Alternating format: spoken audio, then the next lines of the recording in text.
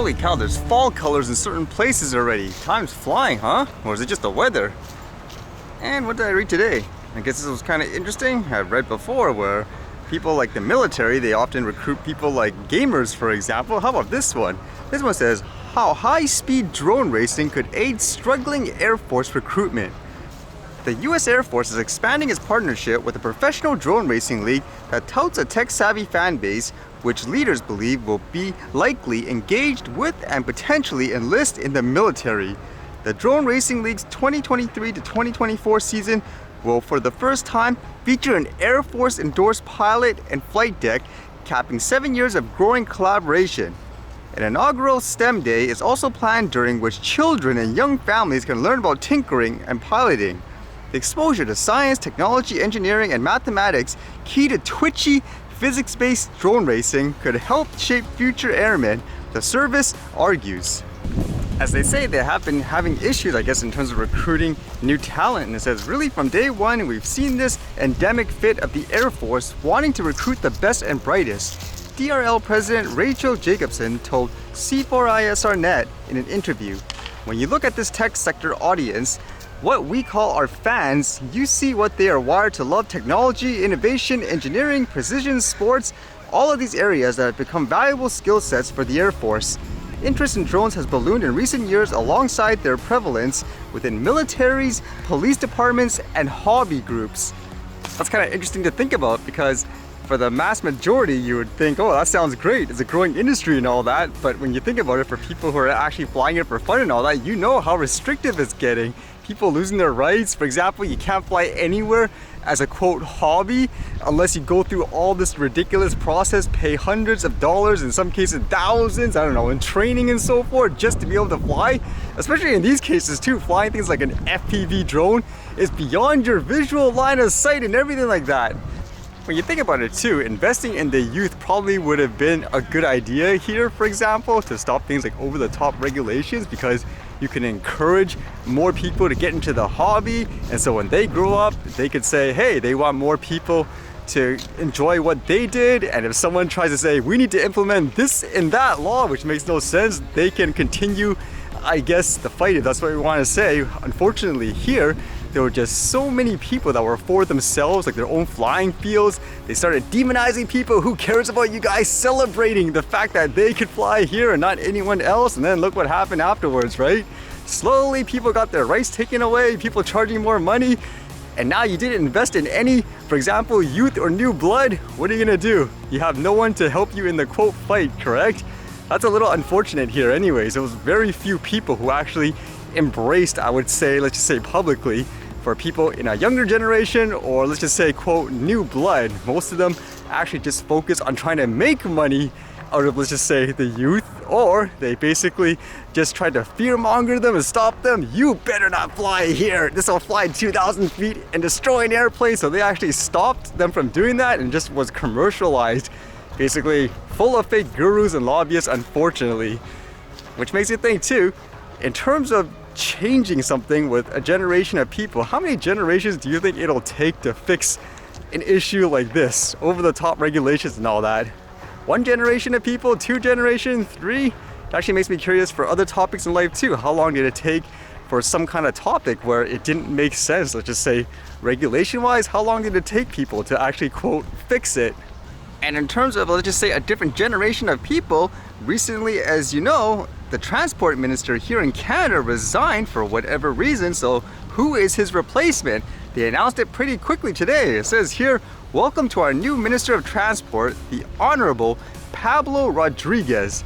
And I was trying to read a bit about his background. It just says here, the Honorable Pablo Rodriguez was first elected as a Member of Parliament for Honor Mercier in 2004.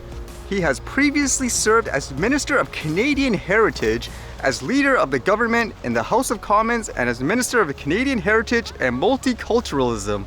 And they further emphasize here what his roles were. It says, Minister Rodriguez is known for his work to support the fight against climate change, protect and promote culture, and promote official languages and minority rights.